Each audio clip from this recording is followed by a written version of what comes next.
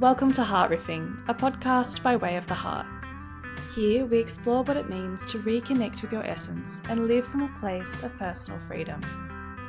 If you're interested in learning more about our courses, mentoring and workshops, feel free to visit wayoftheheart.com.au. We're so glad you're here and we hope you enjoy the episode.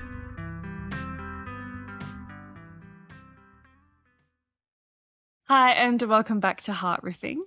Today on the podcast, we had a request come in actually for an episode request, which we love. We love getting requests. And in this one, somebody was wanting us to speak a little bit about growth in suffering. Happy. Yeah, so happy. But the metaphor that they used, it was actually a beautiful email. And the metaphor that they used was that of the lotus that sort of grows through the muddy water and eventually comes to the surface and it's untouched and it's beautiful, but it actually requires all of the mud to kind of get to that point. And this is kind of interesting when it comes to a lot of the stuff that we talk about in Way of the Heart, because we maybe have a bit of a different way of framing this, but I thought it might be a good one to riff on for a little bit. Sure, great. Yeah, look forward to it. Yeah. So I guess if we were to start this off, I think I just want to know what your gut reaction is to this idea of growth in struggle. Yeah, I think the lotus is a beautiful metaphor. It's been used by the Buddhists. It has a long history within Buddhism. In fact, our advanced program, the 12 Heart Secrets, is taken from the 12 characteristics of the heart, which are the 12 leaves of the lotus. The lotus has 12 leaves. And so the idea that these amazing characteristics of the heart, these beautiful elements of human life, bliss, peace, love, compassion, et cetera, that clarity, understanding, empathy, the idea, forgiveness, the idea that all these sorts of things actually flow from a heart which doesn't need to find immunity or doesn't need to find some sanctified place to exist. It immediately dissolves a classic dualism that you see in a lot of other wisdom traditions. A lot of other wisdom traditions, indeed even elements of Greek Platonism, kind of divide the world into, spiritual, as we said with Greek dualism, we said, the ultimate form of the good. This thing exists in pristine existence in the spirit, and the world is not spirit. The world is, is fleshy, is the realm of the flesh, and so, the flesh is less than. Do you know what I mean? This kind of dissolves that whole duality. That beautiful things actually are embedded into messy things, difficult things, polluted things, wounded things. And I think it's a beautiful aspect. You see that in all the best Buddhist writers, especially modern writers, Prema Chodron and other such writers, and even Hindu cats like Ram Dass and some of these other guys. They're never encouraging you to think that your healing or that your wholeness or that the highest, best aspects of your life have to exist in isolation from or separate from a murky, muddy existence, an enmeshment in the world, which is kind of this dissolving of this idea that flesh, that earthliness, that boundedness, and everything that comes with that, which is, complexity, struggle, pain, suffering, loss, all the things which are embedded in the realm of form and form coming into the world, flourishing and then perishing, and the whole drama of that, the whole drama of I'm embodied in this, and that this body is in transit and will leave, and that in that process, in the experience of being in form and having a body and being in this world, that it is muddy, like it's not it's not pristine. It's not it's not some it's not just a pure mountain stream. You know, it's the muddy river, it's the thorny bush, it's the whole lot, right? Um, so my gut reaction to that is it's just deeply realistic way to view life. Yeah, totally. You know? Yeah, and it's deeply realistic. It's one of those really popular topics. I mean, marketing leads with pain points. You know, there is no shortage of podcasts or content that talks about suffering because it speaks to something that everybody can experience. Yeah. Like, regardless of whether you live in the lap of luxury or whether you're, you know, less fortunate, privileged or not privileged, everybody understands at some level what it is to suffer or to go through hardship. Yeah. So I think it's like, it's one of those base things that every single human experiences as part of being a human. I mean, just feeding into that idea, one of my early observations about pain and or suffering was that is that it has no, it's not sensible. So if you give yourself a paper cut, you know, like a really bad paper cut, which is just a nick of the surface flesh on your finger as you grab it out of the printer or something, that'll really annoy you all day long. You know, stings. Ow, that's so. And people go, "You okay?" And you shake hands with someone, and they'll clip it, and you go, "Ah." And I go, "Oh, you okay?" And you go, "Oh, I got this really bad cut." No, you don't have a bad cut. If you had a bad cut, you'd shake hands like shake hands like this, you know, because the finger would be gone. She's got a little nick. You know, but in your psyche, in your mind, and sometimes in the way we react emotionally, is like, oh wow, that was really bad. You know, it's my way of saying, you know, that suffering's not sober. So yes, you can have extreme suffering where someone is losing their life, or, you know, there's, you know, think of whatever degree you want to take it into, genuine, you know, suffering, horrendous suffering, and what would arguably be a paper cut is not suffering, but your psyche will still register it, and will still respond to it. You know, you'll still respond to it physiologically. As if like, I'm really doing it tough here. You know, so that's an interesting observation about suffering. So suffering is not, it's not scalable. It is scalable mentally as we dice it out.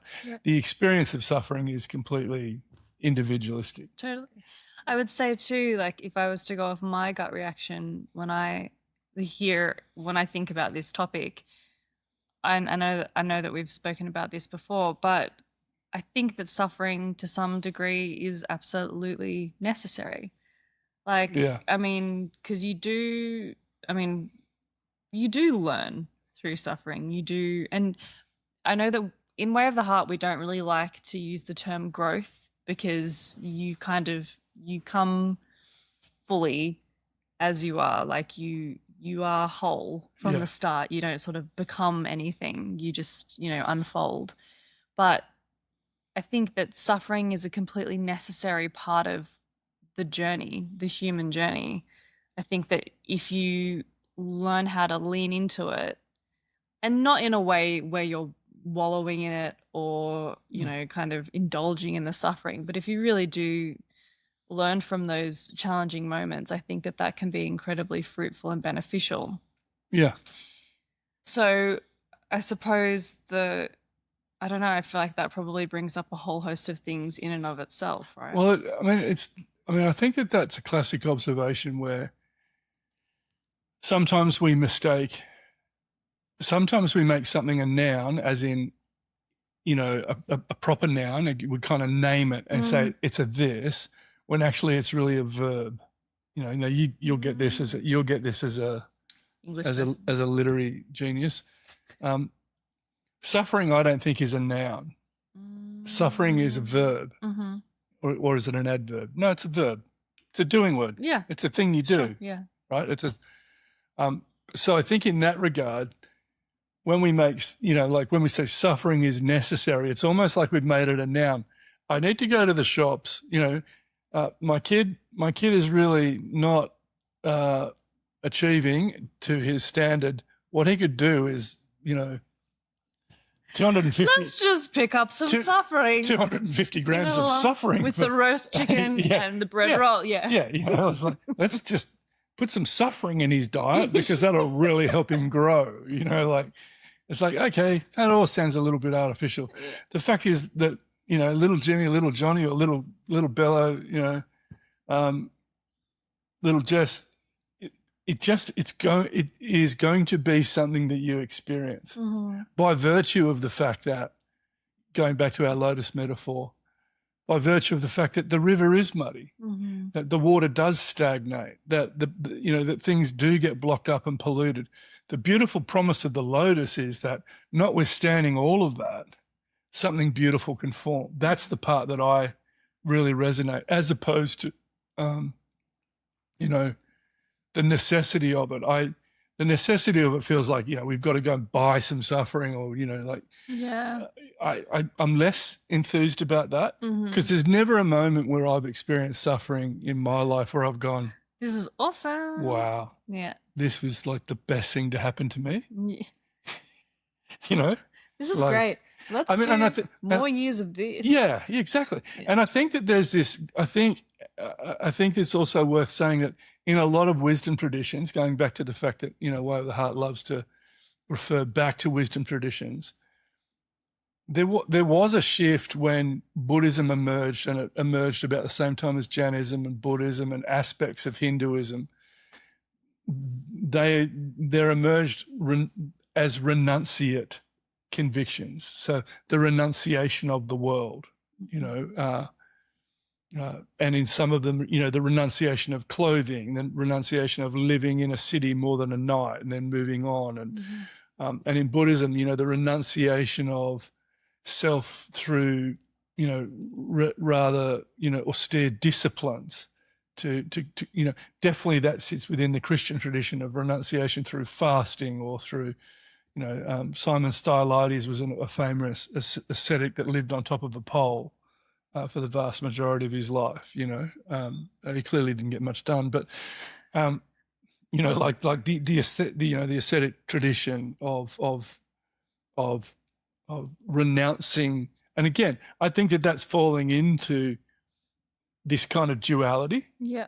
That through suffering and through deprivation and through renunciation, we're going to get to a higher state. And I really don't like that idea. Do you know what I mean? But the idea that the lotus still has the capacity to bloom in the mud, in the sewer, in the dirtiest part of the river, that's a beautiful metaphor, because it's a realistic metaphor. It's basically saying, not so much you need this, it's saying, but you will, life has its fair share of sewers.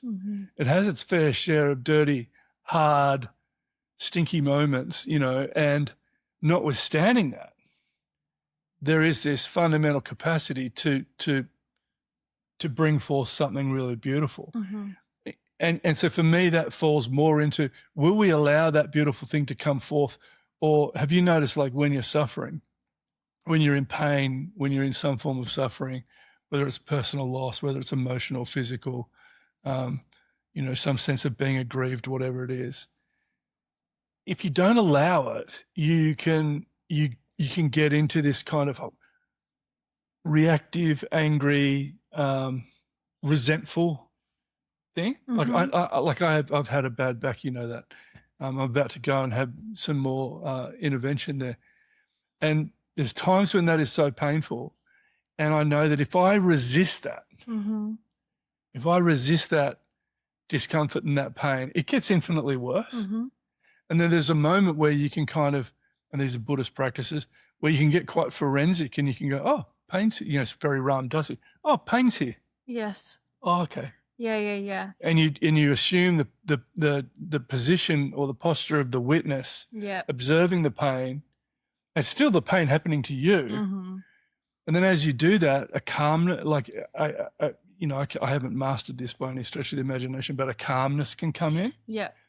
And I think that's when you go, oh, I'm in an incredibly painful moment of my life, and yet I'm finding that I have a resilience. Oh, beautiful resilience. Mm-hmm. I have perspective, because sometimes when we go in through situations that cause pain and suffering, we lose complete perspective. The whole world is revolving around my paper cut. Dude, it's a paper cut. Mm-hmm. It hurts, Mm-hmm. I'm so glad that you took the conversation there. That was something that I wanted to talk about, was the assuming the position of the witness. Yeah. And I mean, I've experienced that as well. I think that I would say that the common sort of recurring theme for me has been loneliness. Yeah. And that I think I struggled with it as a younger person in my teens and early 20s. And I remember hitting a point where I was living overseas in Japan, and it was quite isolating because I didn't know anybody there and I didn't speak the language. And yeah. I remember sitting in my flat and feeling really deeply lonely, and then for the first time sort of personifying loneliness instead of avoiding it. Yeah. Leaning in and being like, oh, this feeling is so familiar. Welcome back. I know what this feels like. And then being able to kind of put characteristics to that right. totally took away the sting of that. Yeah. So being able to personify it or witness it and understand that you still exist outside of that pain or that sting or whatever it is incredibly comforting. Yeah, or beautifully said. And I think that's a wonderful example. And it's not that you still exist outside of that. It's that you exist completely in this is the lotus metaphor, right? Mm-hmm. It's like, no, you're here. Mm-hmm.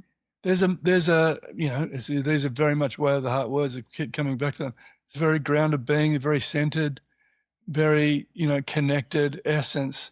Right here in the midst of this is the capacity to be utterly present and to experience the whole thing without getting lost. Mm-hmm. Because what happens in suffering sometimes when we're not in that place is that the suffering takes place and you get lost. You get reactive. Mm-hmm. You get like, this shouldn't be happening. You could get any number of kind of human emotions when bad stuff. This is not right. This is not just. This shouldn't be happening to me. Why is this happening to me? There's any number of, I don't deserve this, and they're just on, energetically, they're on a scale of reaction which is empowered. Then there's a whole bunch of a scale of reactive behavior which is completely disempowered. Mm-hmm. I shut down. I stop communicating. I spiral into isolation. Yeah. I separate. I don't reach out. Mm-hmm.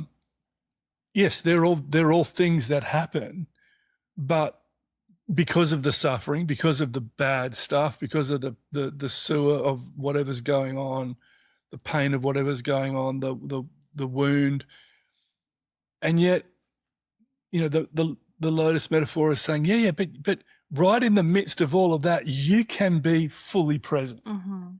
Your essence is not diminished in this moment. Totally. Yeah, this is funny because I feel like if you've been, I feel like it's easy to identify so much with the suffering that you start to wear it as armor. Yeah. And that becomes more the focus than that essence piece. Yeah, because it takes you out of if you allow it, it takes you out of the centeredness and into the reactivity, into the defensiveness, into the withdrawal, into some other mechanism for coping. Why do we get stuck there though? Because I mean, I know people who are so into that. Like every single time I've met with people, you ask how someone's going, the answer is always, oh, I'm just really struggling. It's like, well, if you're struggling. Well, I don't think that they are really struggling. Right. I think that's the point. I think that just becomes a narrative. I think that just becomes a reflective statement about some kind of surface reflection they have on their existence. By and large, a lot of the time, a lot of what people are saying in those more expressive moments are just cycles of pessimism or negativity, or Martin Seligman would say, the pessimist has learned helplessness was his big, Got it. And so then there's a narrative attached to the learned helplessness. I feel disempowered. This is what's going on. This is what I say. How are you? Well, this or this or this, I know that I definitely did that at different times in my life when I felt locked in. I felt like I made no choices. And then the narrative kind of helped, because then the narrative of disempowerment or the narrative of struggle street helped, because I could kind of hide out in the narrative for a while rather than going, rather than, the life coach turns up and goes, you're choosing that, and you're getting something out of that choice, right? I'm not necessarily saying that about all levels of suffering, but I think that there sometimes is a reflexive element to the stories that we tell, especially around social gatherings where, I come in feeling a bit flat. I think genuine suffering's a lot. I think genuine suffering, that for me feels more like the paper cut than the genuine suffering. I think it's just part of the ecosystem, it can come. Think of all the ways that it can come. You lose your life partner to cancer. That's probably happened to about 4 or 5 of the people I'm closest connected to. But you lose your partner. You build a business, and at the last minute you get undermined or ripped off, or someone that you were kind of raising up to take on the business betrays you, or like that's still real. Betrayal is real suffering. Loss is real suffering. Isolation, as you said, is real suffering. They're not necessarily things that you form a narrative to and then go to a party and go, oh, look, you know what I mean? How are you? Oh, so I think it's part of it. It's right there, right? Yeah.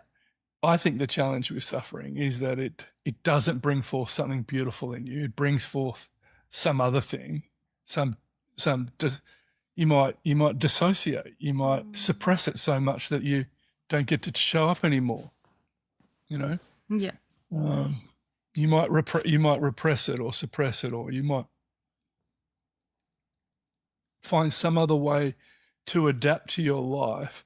And whatever that adaptation is, it could even be an addiction. Whatever the adaptation is, robs you of a way of showing up in the world. That's the impact of what suffering can do. The fact that someone comes along and says it can also create a lotus, the most beautiful. It can be a vehicle to bring forth the purest, highest qualities of humanity. Like, that's an antithetical message, because most of the time in our culture, what we see is that when people suffer, they immediately go, there's something wrong in the universe that I'm experiencing this. So there's this sense of, this isn't right, something's wrong, hence something needs to be fixed. And then the sense that something is wrong gets internalized. There's something wrong with me, so I need to get healed, or I'm broken.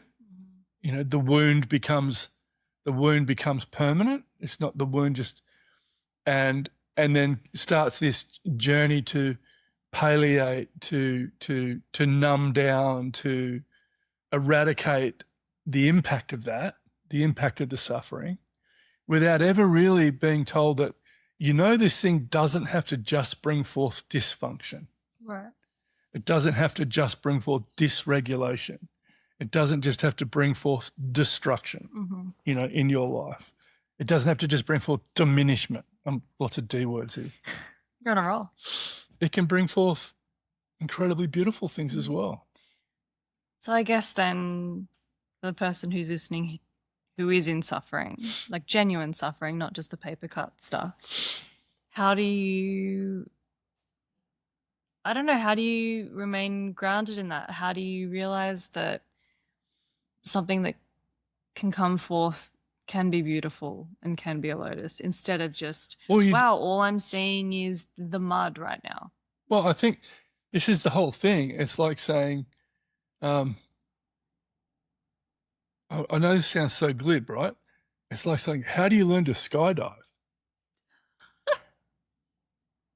Just jump. Well, yeah, you do. You jump out of the plane and you lose your posture and you're spinning. And if you're lucky, you're strapped to someone that knows what they're doing. Mm-hmm.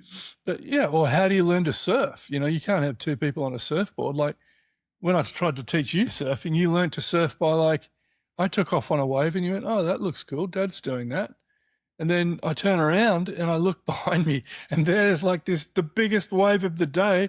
There's my little daughter paddling on it. I'm going like, no, not that one, not that one. Like, will you really quickly learn? No, not that one. Do you know what I mean? Yeah. It's like, Dad, I don't like this sport. It's like, how did you learn that you didn't like that? Because that was not fun. But to your credit, you didn't give up. You had another crack at it, a bunch of times, So I was like, my point in that is not to say, how do you learn to suffer and bring forth the lotus? Just suffer. It's like, no, I mean, you get lost in suffering. That's the nature of suffering. But you can also be found. So I guess realizing the potentiality is there to be found, to be grounded.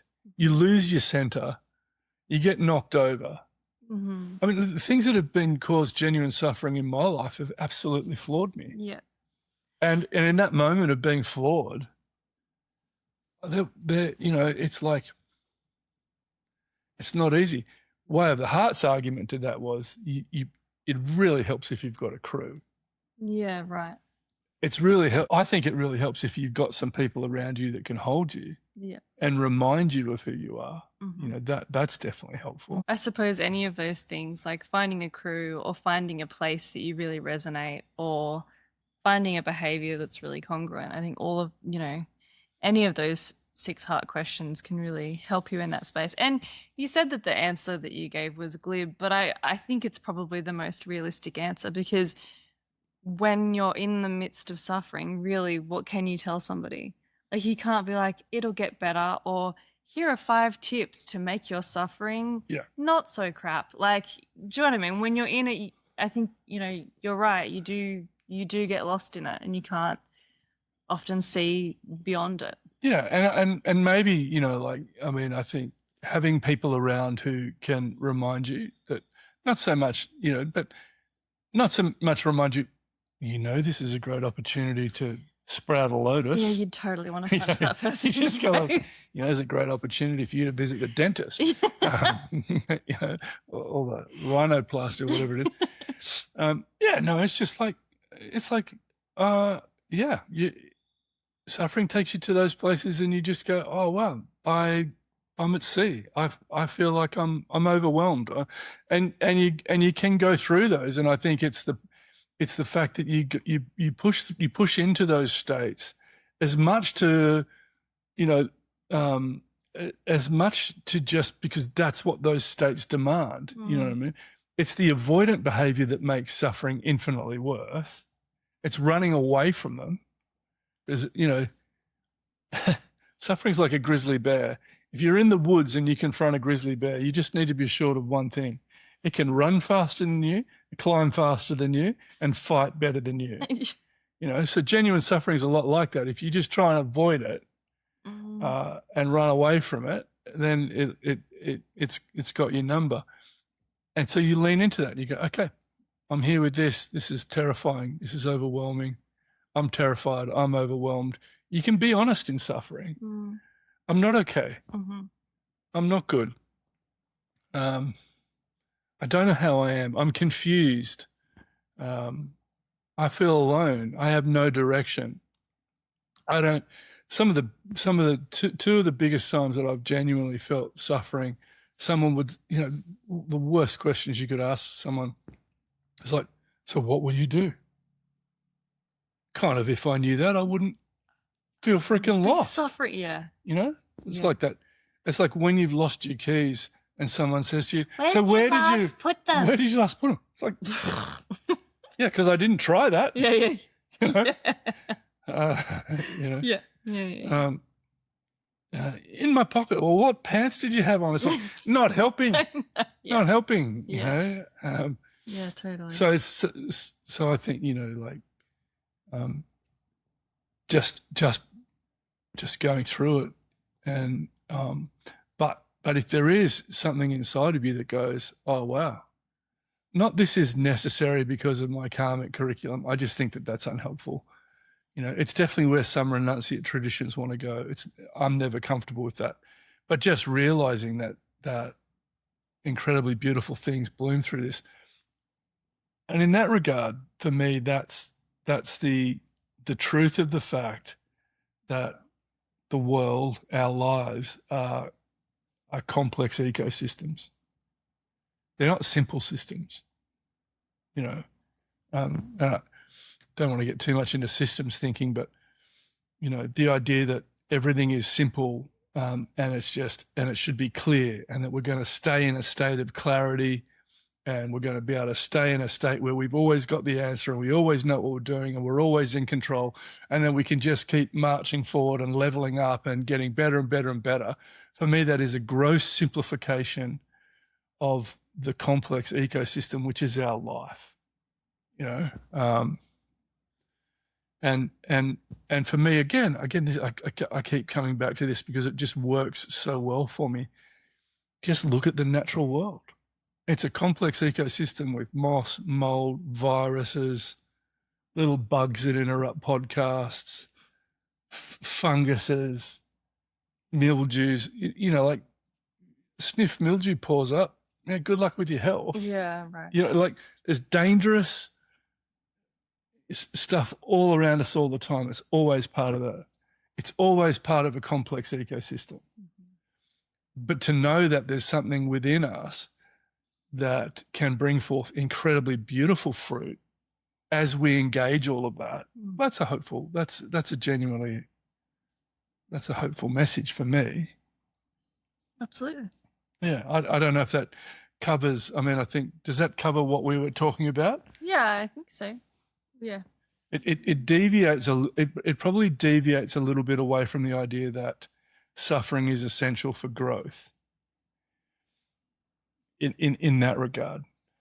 Yeah, potentially, but I think we kind of wanted to put a way of the heart spin on it anyway. Do you know what I mean? And and sure, I think. I mean, I interrupting. Yeah, go. Well, I still feel like in way of the heart for me, growth. Again, this is going back to a natural, you know, a naturalist philosophy. Growth for me always has to be an unfolding, right? Like the plant sprouts. You know, I planted some birds of paradise down the front there, and for the longest period of time, there was just not much going on. Now I look down there today, and there's a beautiful little bird of paradise appearing. That's after a year, you know. There's the stalk and the beautiful flower that appears on them. And it's like, yeah, you can't rush that, you know. And I planted that on a really, really steep bank where it's hard to get water to, and there's a whole lot of ivy that grows around it that threatens to crush it. But I know those plants grow almost anywhere, but you can't rush them. They're going to grow, they're going to root, they're going to seed, they're going to flower in their time. And they're going to do all of that in an ecosystem which is complex, that has adverse elements to it, that has hostile, you know what I mean? And so, you know, you might be a parent out there, you know, you've got little kids and, you know, they're toddlers at the moment, they're going to go to school and they're going to run into a bully. You know, they're going to run into kids that don't like them, and they're going to run into teachers that are not great and that they don't like and who they don't understand, and they're going to be given things that, you know, they're going to have genuine, you know, you're planning that little life in a context, and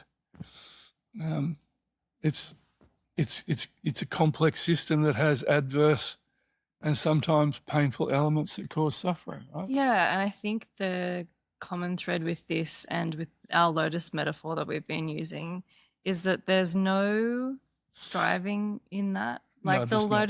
lotus is going to bloom and unfold Yes, regardless. yes, And so will we. yeah. And so that becomes a really powerful, from a mindset perspective, that becomes a really powerful mindset. Mm-hmm. But I think the heart already knows that. How many times have you been in something that you thought was so dire, the situation is so critical, and then you do the witnessing and you pause and you go into your heart and you go, you worried about this?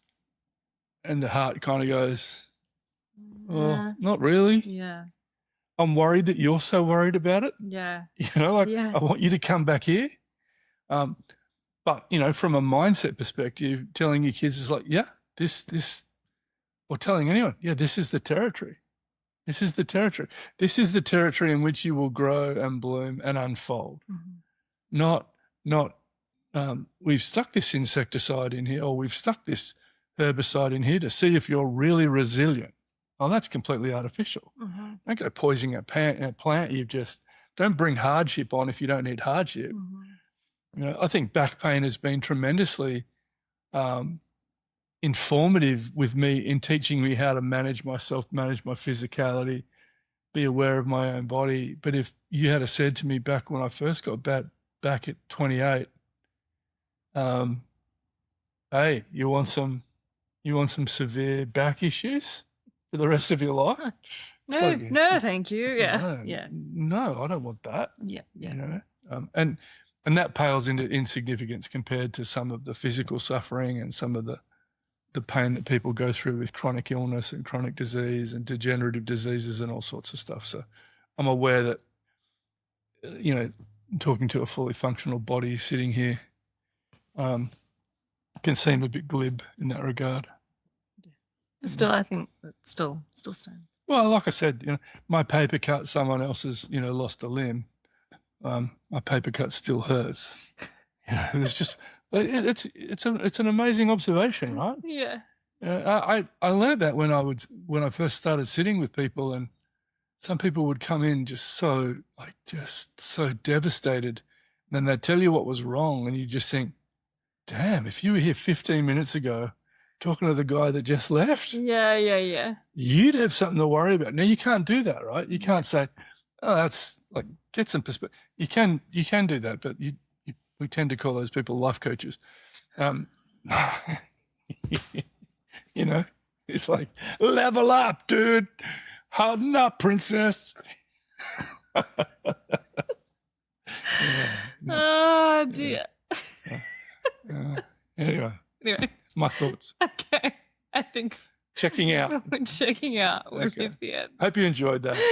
Yeah. A little bit of perspective on the potentiality, the genuine potentiality of the human heart to bring forth amazing things, notwithstanding the fact that life serves up sometimes polluted rivers and stagnant places and places where we're going to genuinely suffer.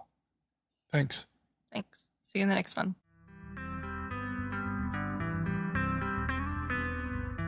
Thank you for listening to Heart Riffing. If today's conversation resonated, you can find more of our work, including courses, mentoring, and workshops, at www.wayoftheheart.com.au or on our Instagram, Way of the Heart Official. We'd love to hear your thoughts, reflections, or questions, so please always feel free to message or comment. We look forward to seeing you next time.